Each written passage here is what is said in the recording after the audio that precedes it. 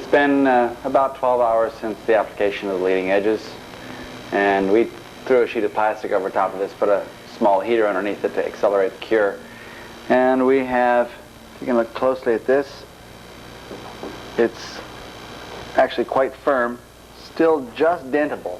But with the surface area that we have, the attachment, it won't move. So we're going to take the screws out of our jigs and lay the wing down on the table and set up for attaching the jigs in the horizontal. And the next thing you will view is the laying down of the wing. Okay.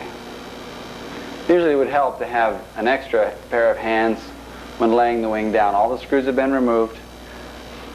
The inboard foil, we just let it fall off. It's really at this point kind of superfluous.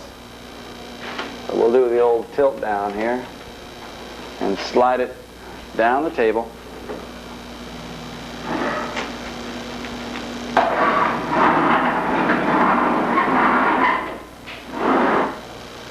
Hey, that actually worked. So we can use this portion of the jig to screw down to the table. We'll reposition everything. We're going to add some tabs. Check. And one of the things that we can do here when assessing this, you notice that your jig fits on the wing, not tightly, but representative of the shape. We're going to use this portion of the jig to attach to the table with a wood screw or drywall screw.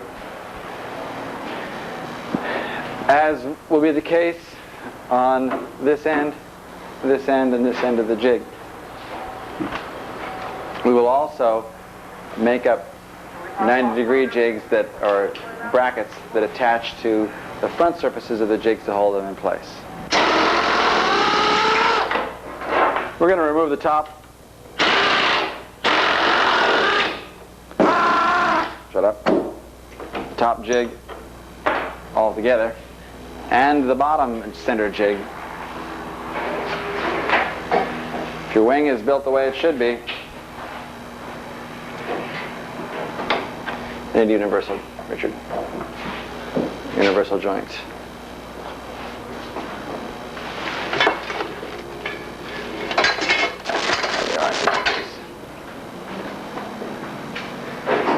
You should have a perfectly straight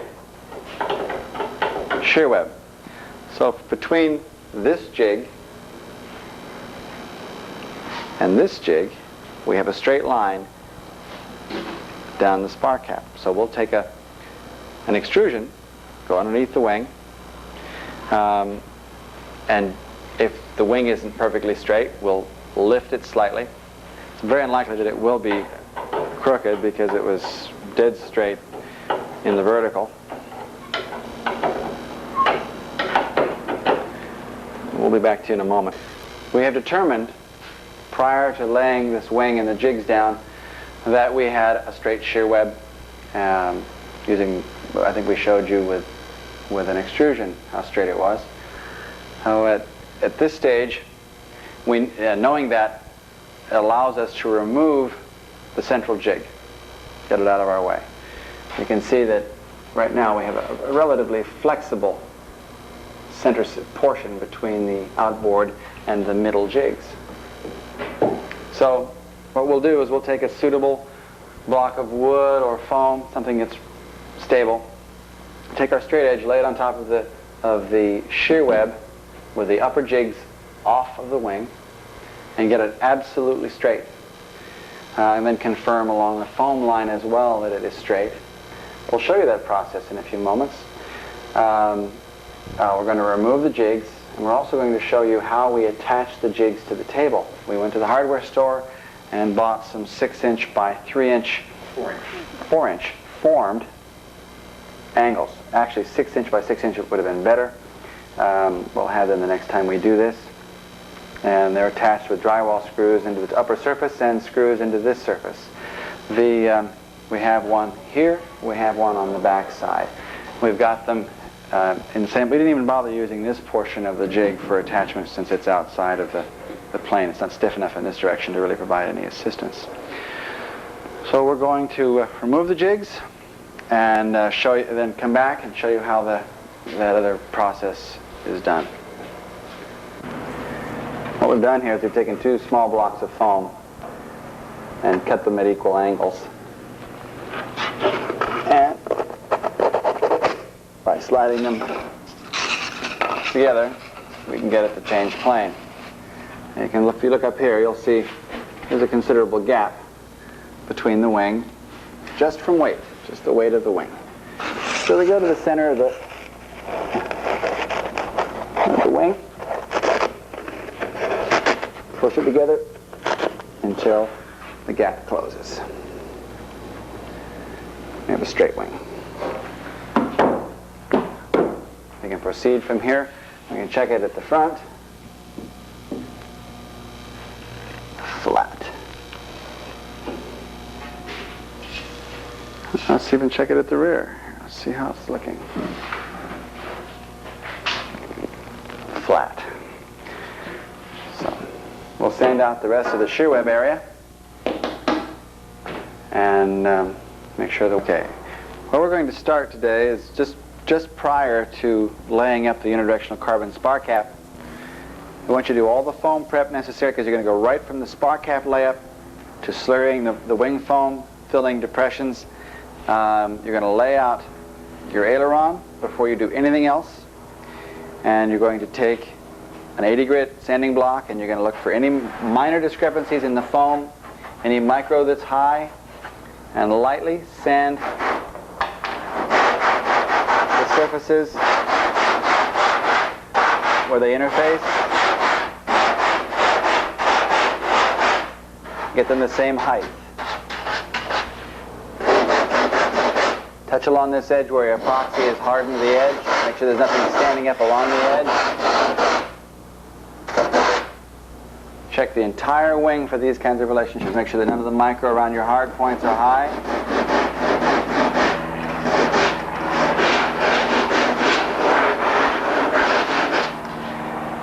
And then the layout itself, we'll go to the inboard end of the aileron.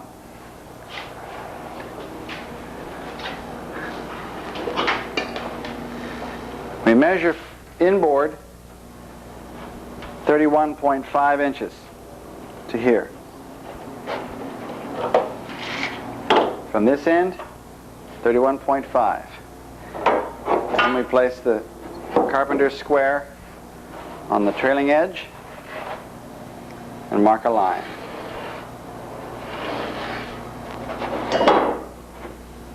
We measure up 8.5. Lo and behold, this intersection occurs right on the bond line between the inboard and the middle block. We come down to the outboard end, 71.25 inches.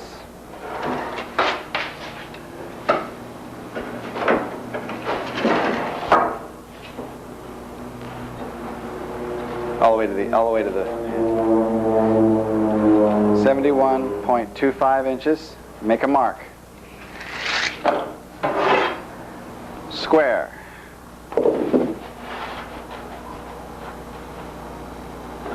Draw a line up 6 inches. Make a mark.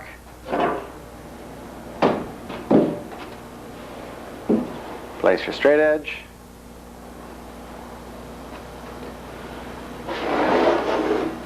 And mark. We've actually drawn the dimensions on there so that you have them on tape. 6 inches, 71.25, 8.5 inches, 31.5 inches to this point. We've also sanded this area in to make sure it's flush and matches in place. And we're going to get the Dremel out, and we're going to Dremel out about 3/16 of an inch of foam around this edge, up to 1/4 of an inch. And we'll go down diagonally so that the foam cut to here is removed giving us a flux corner attaching the upper skin to the vertical edges of a bolt access hole. I'm going to remove the foam first.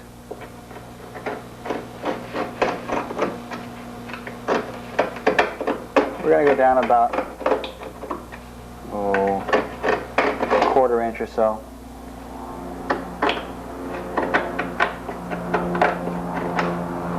Then I'm going to remove the foam diagonally.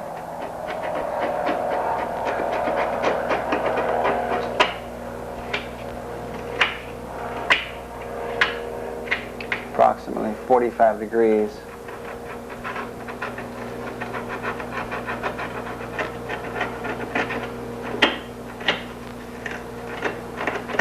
All the way around.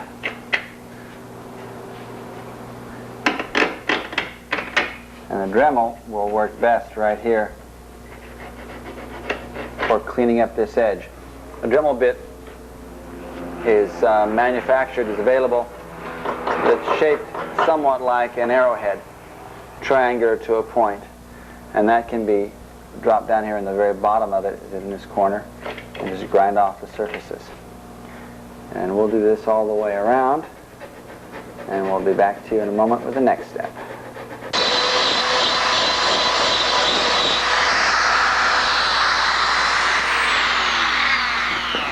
This is not the bit that I described. This looks an awful lot like a dentist's tool. I believe it's carbide on the tip, and it's narrow enough at the bottom where I'm not going to end up removing a tremendous amount of foam and making this depression larger. I've removed the foam earlier. Now the whole idea is to clean up the surfaces that I'm going to be attaching to. We go in the depth of that bit, and it's about 3/16 of an inch.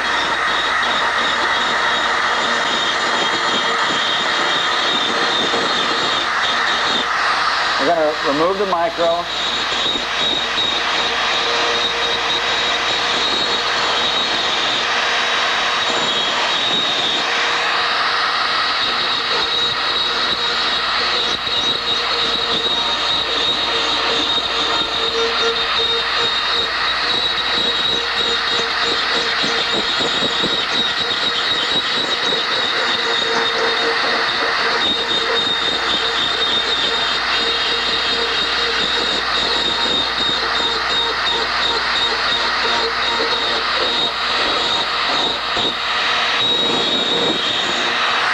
We're going to vacuum out the surface, and it doesn't have to be absolutely perfect.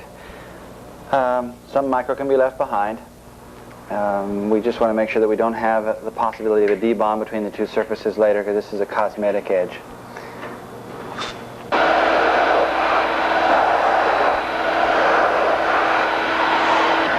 We're going to open up the foam just a taste. The foam goes all the way to the bottom of where we've dremeled.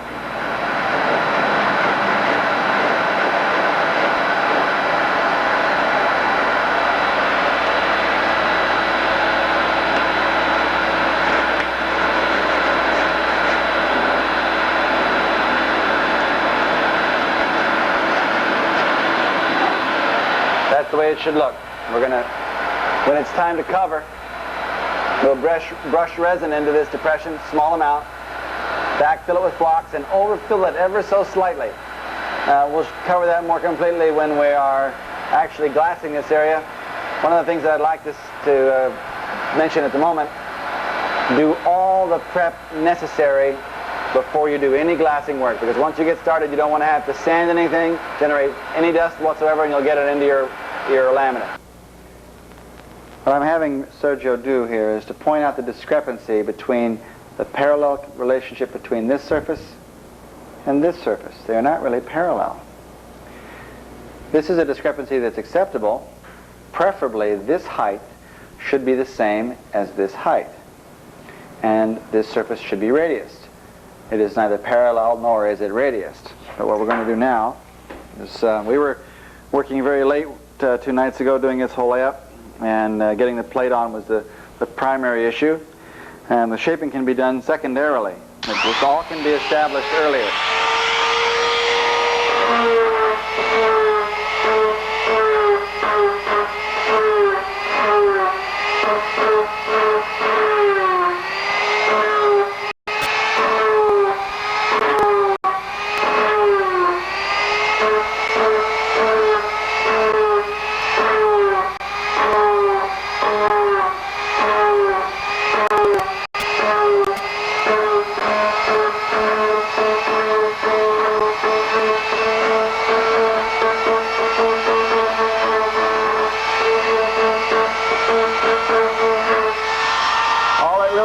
To be is round so that the glass that comes across this face transitions smoothly over this face.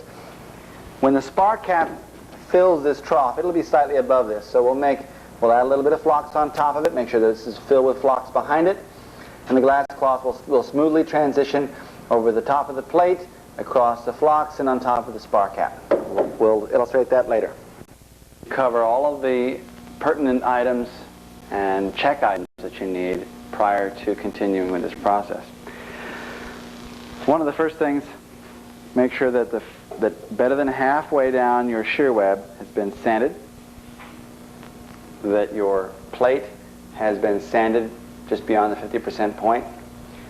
You can sand it with anything from 36 grit right down to 220 grit. We use 36 grit, just make sure you get some tooth on it. Sand it right into the corners, right up to this face of the foam.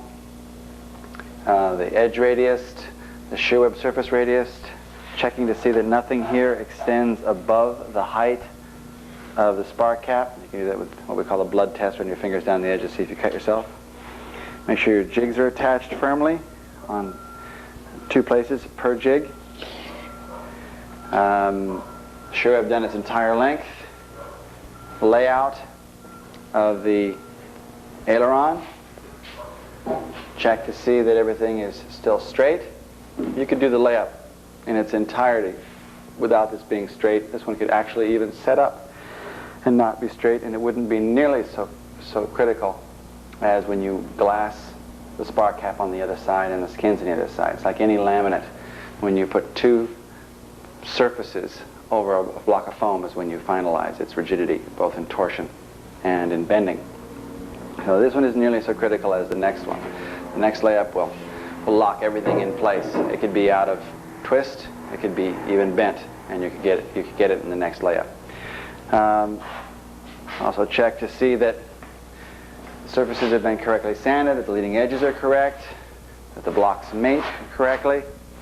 I just ran a straight edge down the leading edge, and this is about a 1/16 of an inch low here, but it could be a torsional thing between. This point is the most important here, making sure that it's straight, and minor fill is acceptable.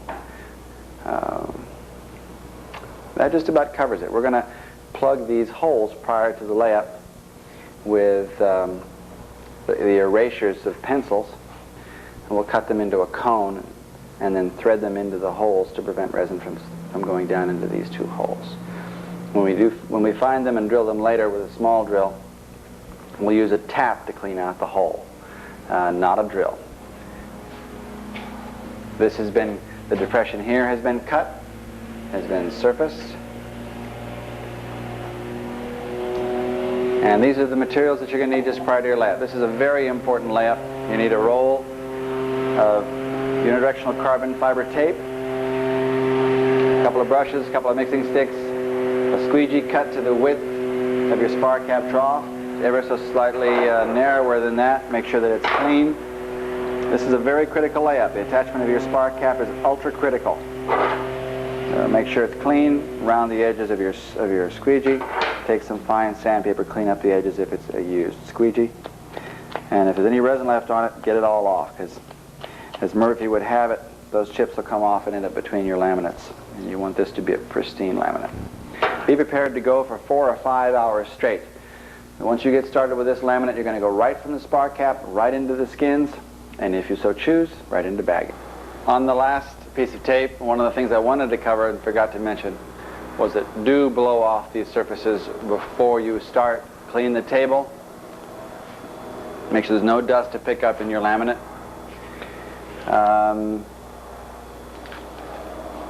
When you get your carbon out, you're going to refer to your plans. The plans call out the taper ratios of your carbon fiber. They've been worked out in advance.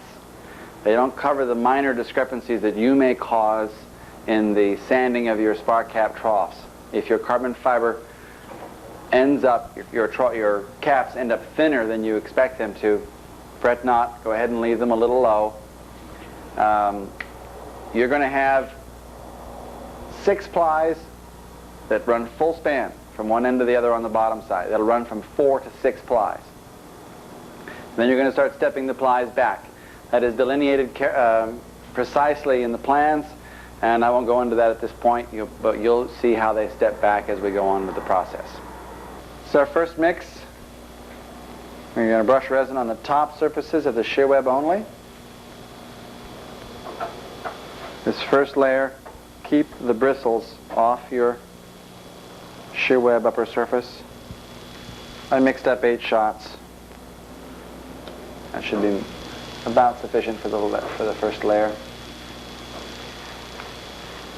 you find any air porosity, push some resin into the porosity from the original layup. You'll find the resin will go into the porosity in most areas. And do apply an ample, generous amount of resin to the upper surface. It's going to soak into your first layer.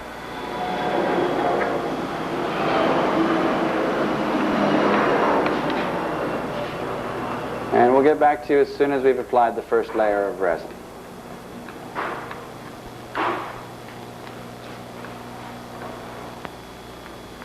Today is a rather warm day. It's about 85 degrees here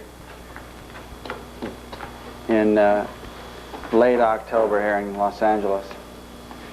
So we're using 2187. If you've got a cold day, 65, 70 degrees, you should be using 2183. You can use 2183. 2187 is still acceptable. It's just going to take a long time to cure. And we want to be able to get this thing in the bag and have it still loose, at least the resin being loose and running when we close it up.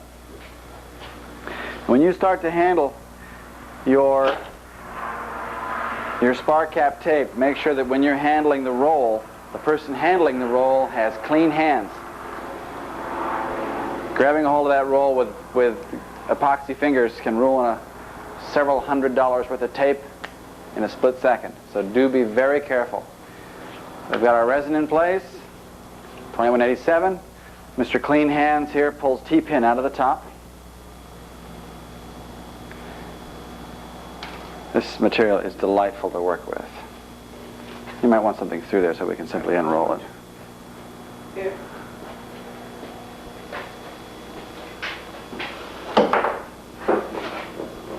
Oh, that's something to cut out of the tape. No, no sweat. Apply a little tension to it. Tension, tension, thank you. Pull. Pull. We're going to straighten the fibers. We're going to lay down between the inboard and the middle sections. Relax. Relax.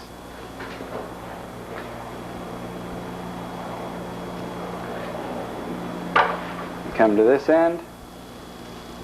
Cut it a little oversized. Give you something to hang on to while you pull your plies. This is where a lot of people make a mistake in handling their carbon fiber. When you put your finger here to make this curve, this bend, do not push down too firmly. This is not a problem at the first portion of your layup, but it becomes progressively more of a problem as your spark cap gets thicker and thicker and thicker in this area, because you can push the resin out of it and you'll end up making deviating the fiber bundles.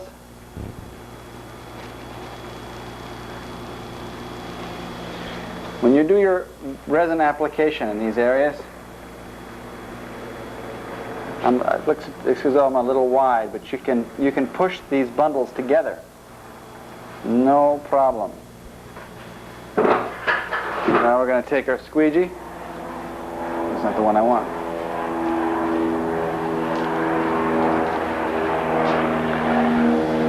Running from the middle,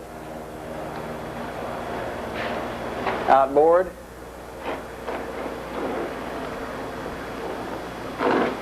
Keep an eye out for particles of resin from your squeegee, for particles of foam.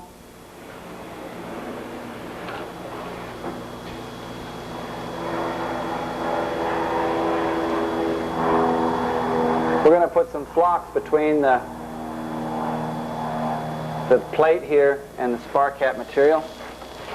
Should we mix up a little bit of flocks, Richard? I'm going to splotch some resin on here.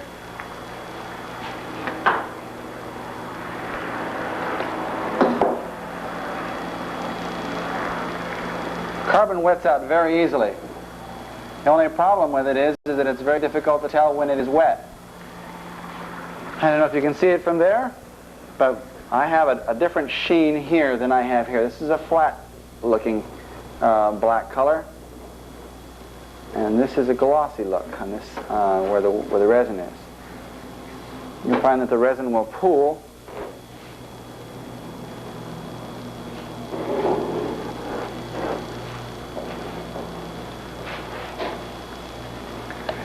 We're going to go ahead and wet the rest of this out. We'll be back to you with subsequent plies as we come across things that you need to know. We have mixed some flocks, and we are quite some time from having to do this, but we have the flocks, we have the resin. With 2187, we can do this now and not worry about it setting up on us.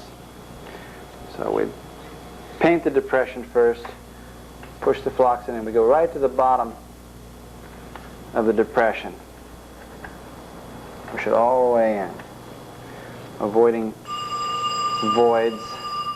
Go ahead and keep shooting, Sergio. So the real world, ladies and gentlemen, we do have to deal with the nemesis of the phone.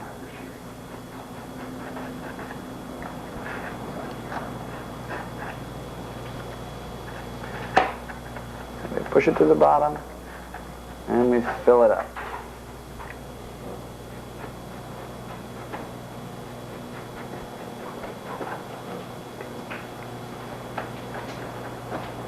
Who was that? Who was it?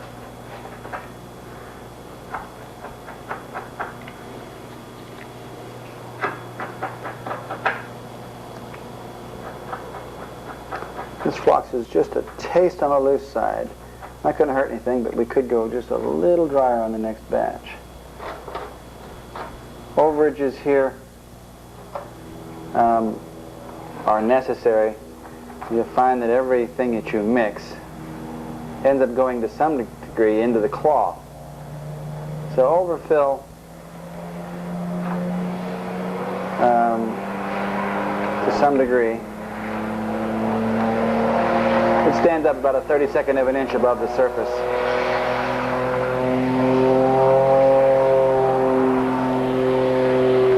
And now we can go on to the next tape. Tape right now. Fifth tape coming up. We're just about flush here. We can get one more full ply this end. The one thing you want to make sure you do not do is leave anything dry behind. You have to overwet the surface, watch the resin, and listen to the tape to be certain that you don't have air underneath. You can hear it squeezing out, making little popping noises as you run your squeegee down. So after you get it wetted out, or what appears to wet it out, add more resin to it, run it down, leave a film on top, leave it relatively wet. I'm not applying much pressure at the moment, I'm just spreading what is on top. Now we're going to grab our next layer, we're going to go full span. Richard, please. Please excuse the twin in the background if you don't, if it comes up. We're going to go full span. Tension, pull, taut, tight. Okay, relax. Lay it into the trough. And before he lays down, I make sure that I'm adjusted to width. There is some latitude in that.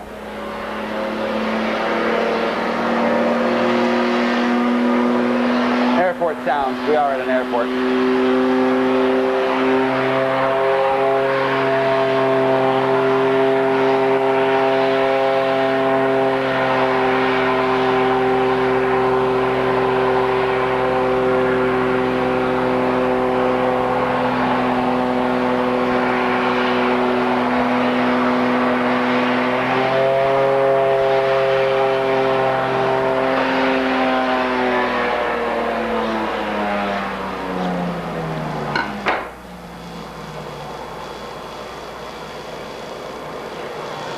little tension, straighten the fibers.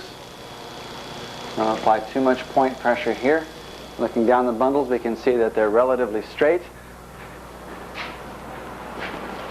Pull tight here. Now I run the squeegee down. As I run the squeegee, I make sure not to rub on top of the foam and break up chip. It will end up in the laminate.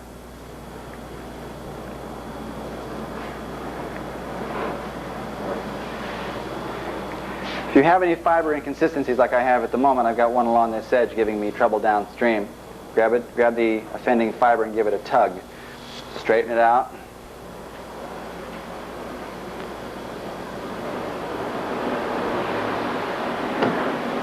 After you get it well rubbed down, then we apply more resin and wet it out as per our other plies. There will be times, from builder to builder, where when you're doing your prep work, you'll end up making one side of the trough slightly deeper than another side. So if you fill up one edge first, don't let it bother you too much. That will be the section of the laminate that will control the amount of carbon fiber that you put in the trough. To some degree, prior to this laminate, you can check that. But actually, that should be checked prior to doing your shear web, and controlled at that stage when there's foam that can be modified in depth. Back to you after, well, actually let's leave it. Stay on tape. Applying resin.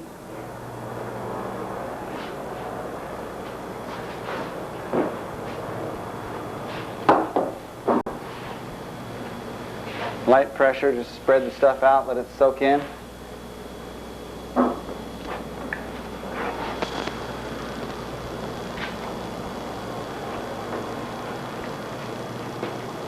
Go for it, take that down. Put it on heavy. After it soaks for a moment, then we're going to pull air out of it.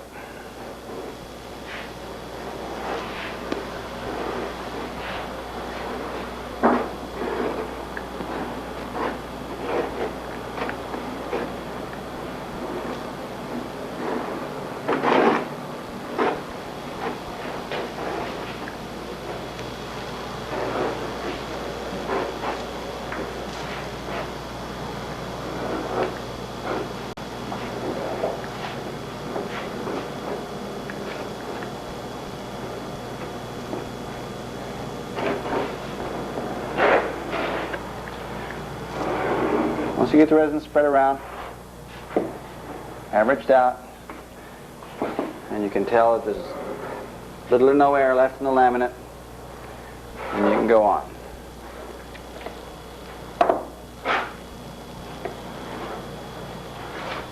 Our next ply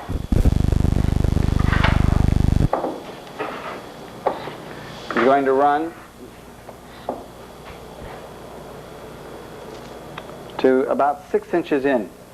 This will vary. We'll give you a description of the best case, providing that all dimensions are precise.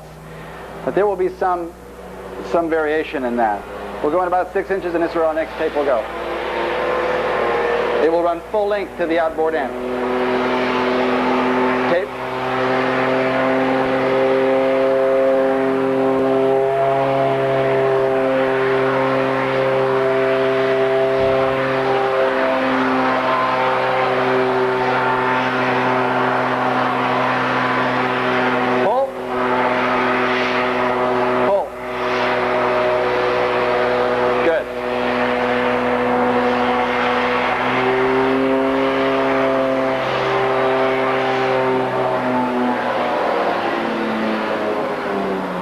We've got our full 6 plies to the outboard end. That is more than sufficient. Thinking, oh, the outboard end of the wing has got more than the inboard end. Well, you don't forget that there is a bending load on this outboard end that the winglet causes, that the inboard end doesn't see quite in the same way. And the inboard end laps the main spar and shares the load with the main spar. It doesn't bear all of it.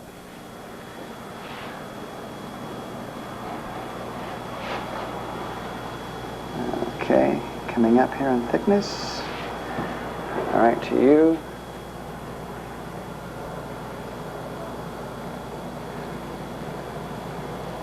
Okay, now we cut off.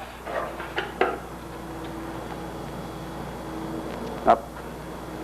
Up.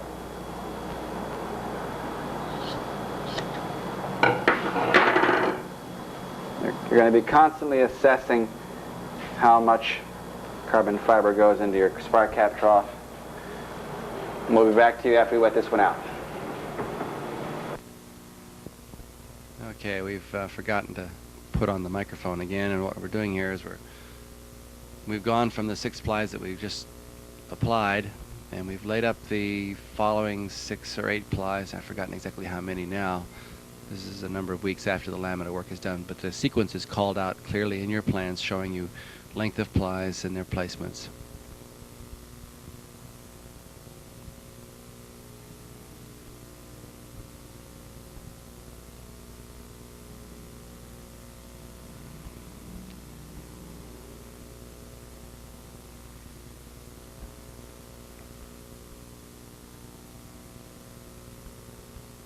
We're showing what that looks like filled.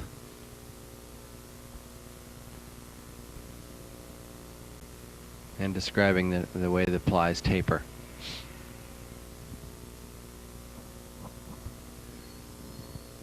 Now we'll go from this section.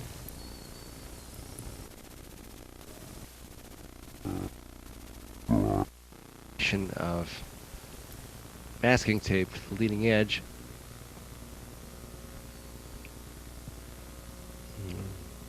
Fitting it up to dead center on the leading edge, and then rubbing it down. You notice we don't fold it back onto the foam. We want the resins to run off the surface.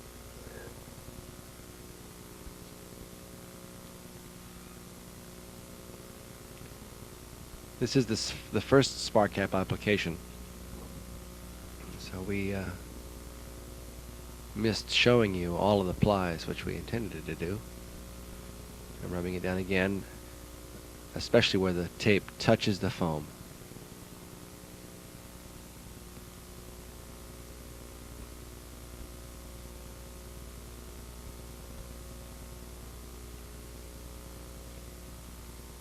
All right, here we're examining the foam surfaces to make sure that we have a pretty fair understanding, what I call assessment, of the surface that you're about to laminate.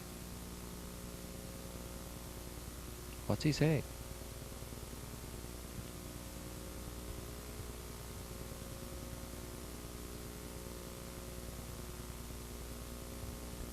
Small depressions to be filled with flocks. The flocks will be applied to bring the surfaces up to flush.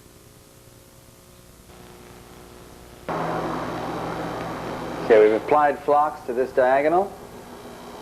Make the transition. Make sure that the carbon here will make a nice conforming curve to the top side. We've only taken it to the middle of the plate because we're only going to run our carbon down about to right here, not all the way across the center line. And I reiterate, not all the way across the center line. The carbon only comes down about 2 inches.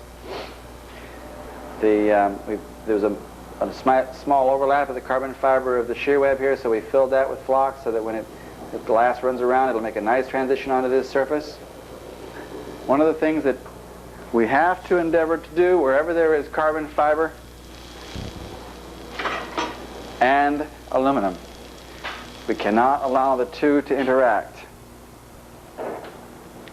We're going to cut a small piece of glass and lay it up over top of the aluminum and up onto the spark cap. Small portion of the area.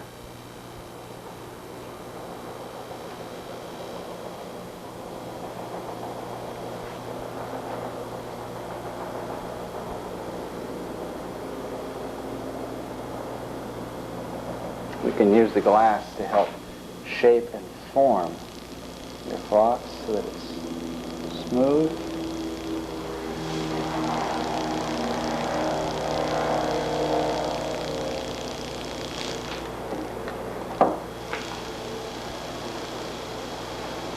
That's rather old resin. With 2187 you can get away with murder.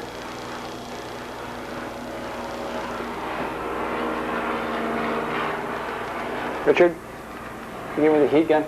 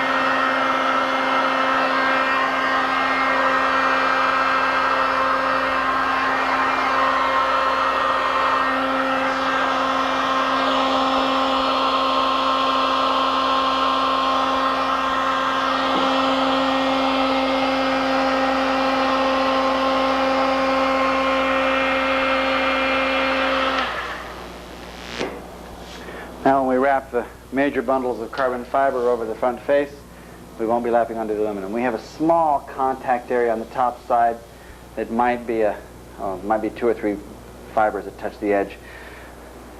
But it's of no concern.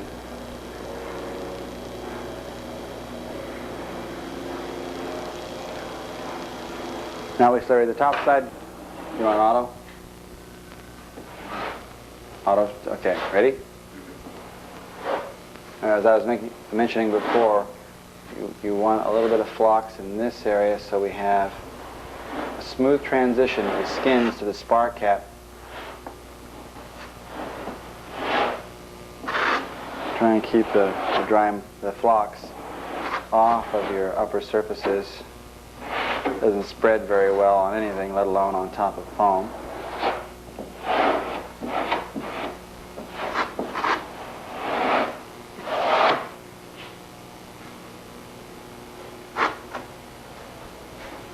Some of you may be tempted to fill these areas with carbon fiber. You'd be wasting your time.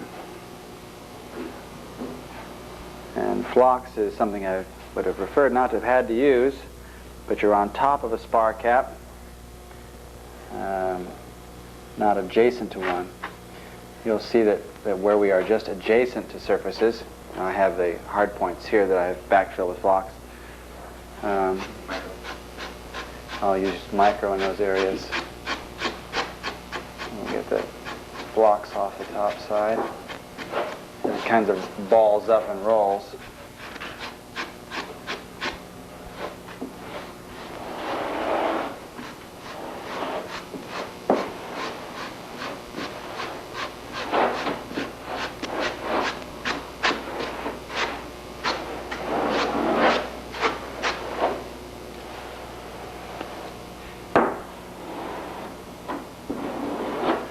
I have not quite enough resin in this mix, and it's balling up on me as I move it. I'll get a little resin out.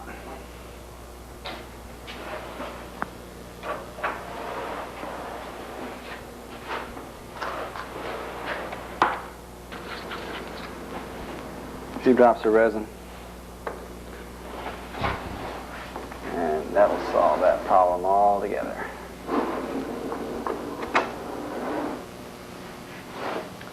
Like there's a snot on a doorknob.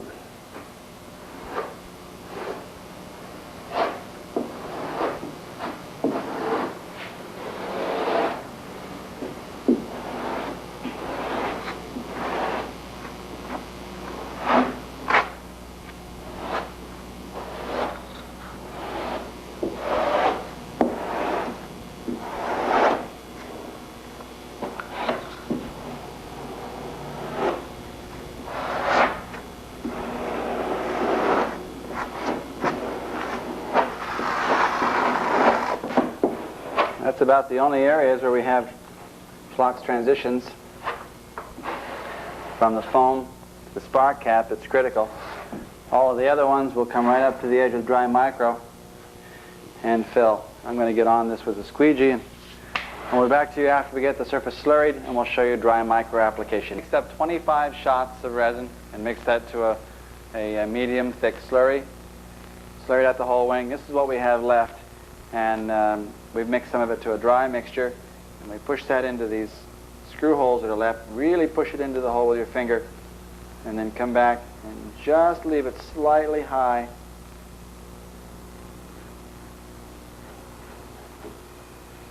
And remove any excess that seems to be well above the surfaces. We have the micro right up to the edge, and if you go out onto the spar cap 1/8 of an inch, no big deal. But not much more than that.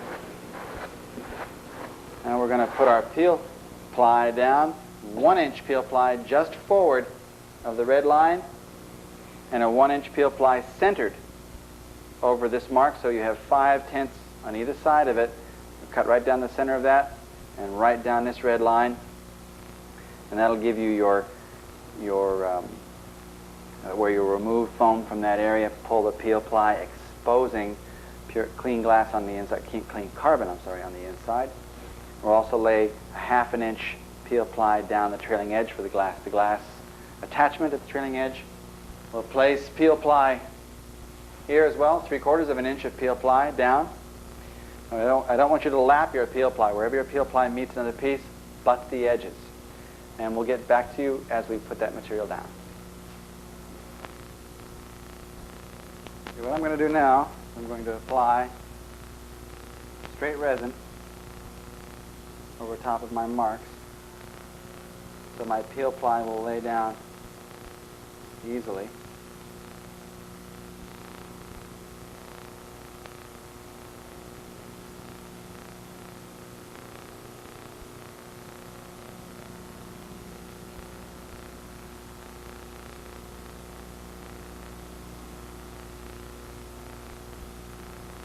After I get this wetted out, the peel ply right up against the mark, rub it down, and we put our skins on.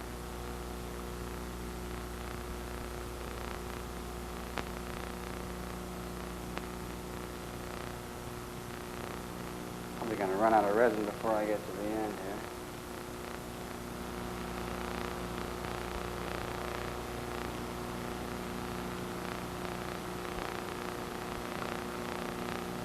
Maybe not.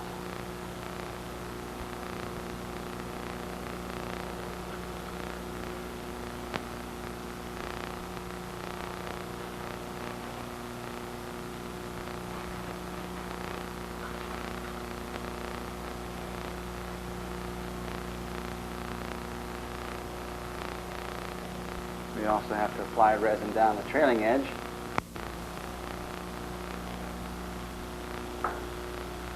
About a 1/2 inch width. We'll put this down first.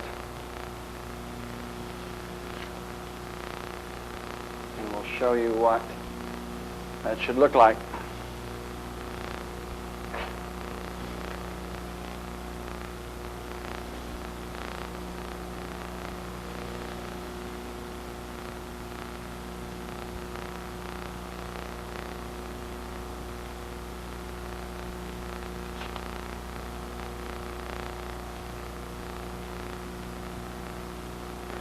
Make sure that the peel ply you use is clean,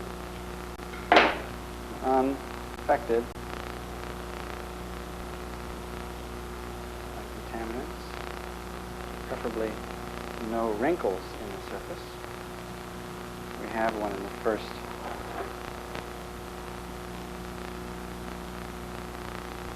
few inches.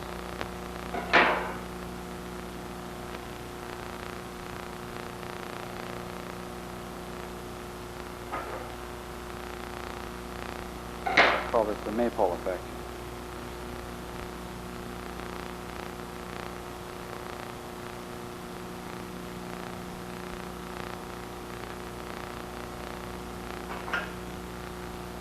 We're not going to get rid of our dents. This is something you definitely want to avoid. This mark right here.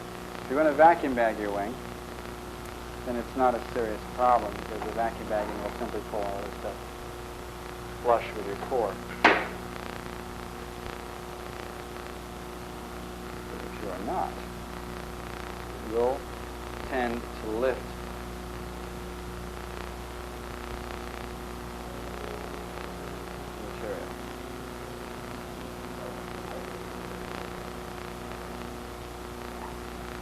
this wants to lay down. It does.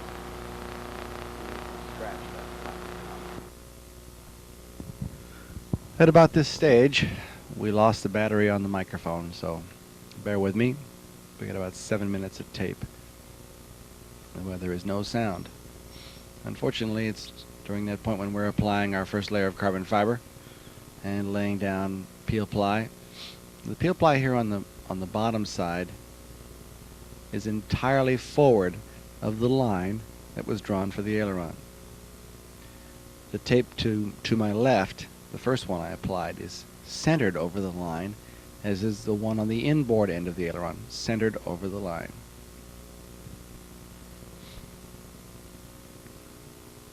Something I didn't include in this tape when it was first made was that you should make a paper template of the aileron drawing on the bottom side of your wing. Measure from the outboard end and the inboard end to the ends of that template so that you can easily take this paper template, overlaying its original position on top of the carbon fiber. You can't see through the carbon fiber like we used to be able to with glass surfaces. We could easily see all the lines and we know right where to cut. You take your template, lay it over the surface, verifying the measurements from each end, and then marking it and cutting it out.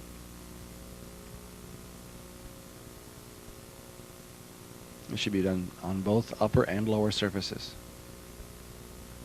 Now we've finished slurrying, the tape all tacked down, peel ply wherever it's supposed to go. Getting rid of little hairs here and there. Let's peel ply down the trailing edge as well, the last 3/8 to 1/2 inch of the trailing edge.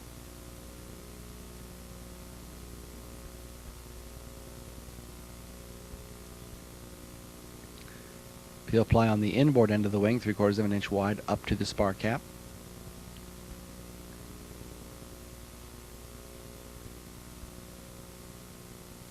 Smooth it down, make it as nice as you can. I'm going to get a bunch of my friends here to help hold the carbon fiber roll.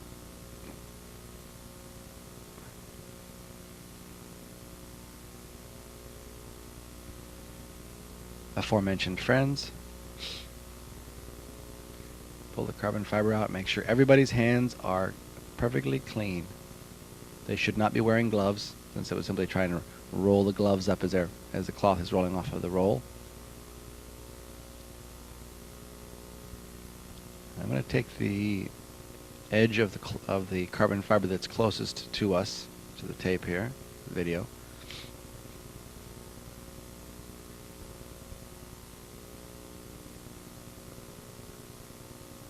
I'm sorry, the edge that's furthest away from us, and lay it between the butt lines of the inboard block and where the outboard block meets the middle block.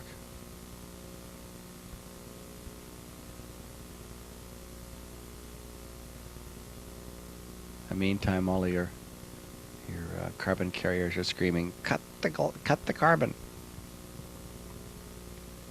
Don't let them rush you. Get it straight first. And then we've trimmed off the carbon fiber. And we've positioned it very carefully by pulling the fibers straight. And we've taken the second piece and butted it against the first piece. And it is a butt line, there's no lap here. And this little inboard corner you see, we take some of our extra carbon fiber that is waste and put it on that corner.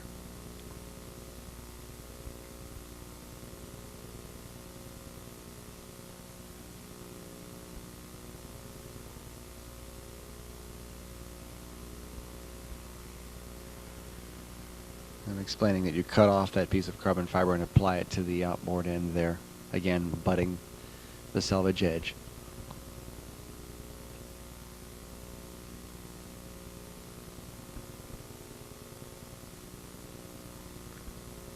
We spend a lot of time here with resin application. If you want to fast forward from here, you are not going to miss anything except wetting the cloth out, spreading it.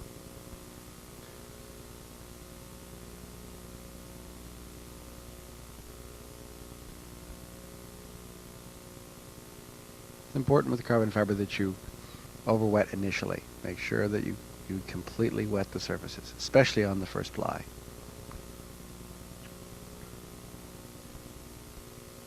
You might see me moving across the laminate a little bit on occasion when I'm moving large quantities of resin, but not when I am pushing the resin firmly into the carbon fiber. I'm always working in the direction of the grain orientation when I'm applying any pressure.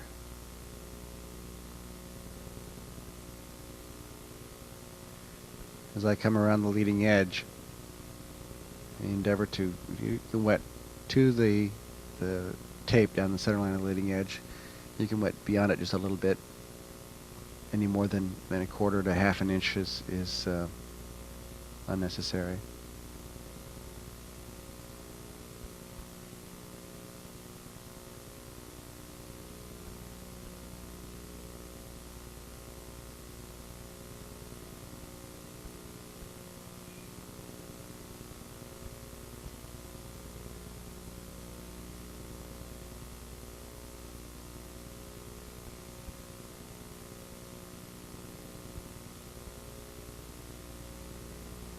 Here I'm removing the excess material down the leading edge center line.